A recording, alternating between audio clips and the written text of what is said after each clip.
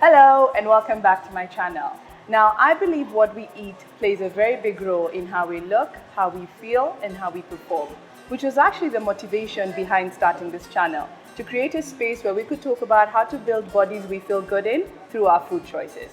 But before we talk about what to eat for our goals, I wanted this video to be about a little two-part exercise that I like to start with anytime I'm working with a new client where the goal is to lose weight. I want you to take a minute and honestly answer this question. How will my life change once I achieve my goal? So if your goal is to lose X number of kilos, once you lose the kilos, or assuming you lose the kilos, how will you be happier? How will you be better?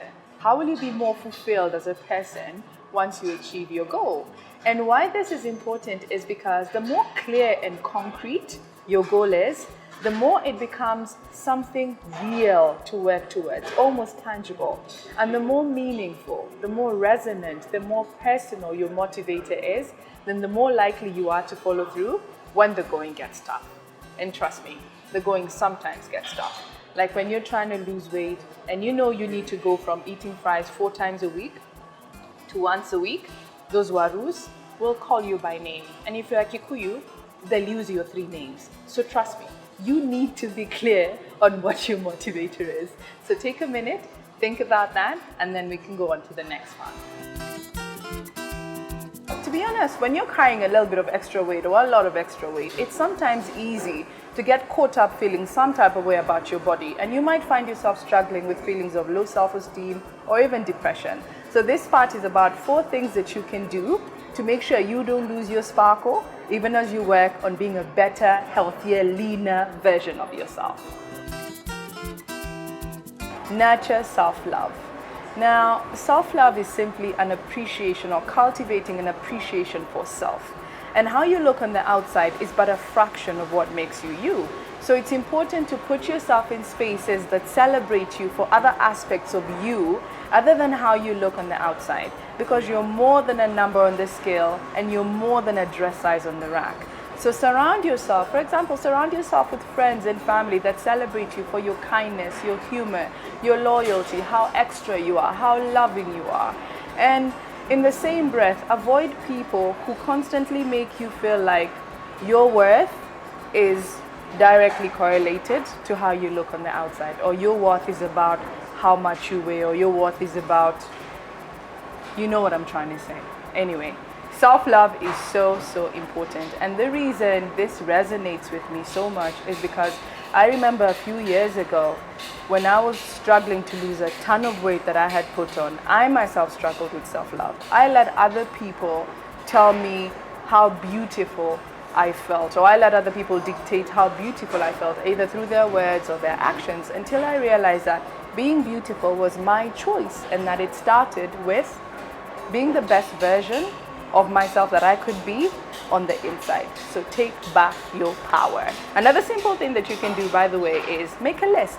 Make a list of all the fantastic things you love about yourself. And the thing with lists is, I read somewhere that you can only hold on to one thought at a time.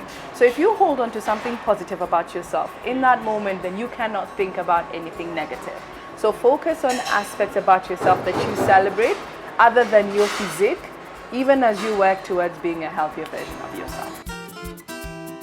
Live for now, not when. What I mean by this is, when I lose 5 kilos, I'm going to do ABCD. When I get skinny, I'm going to do this. When I have a 6-pack, I'm going to do this.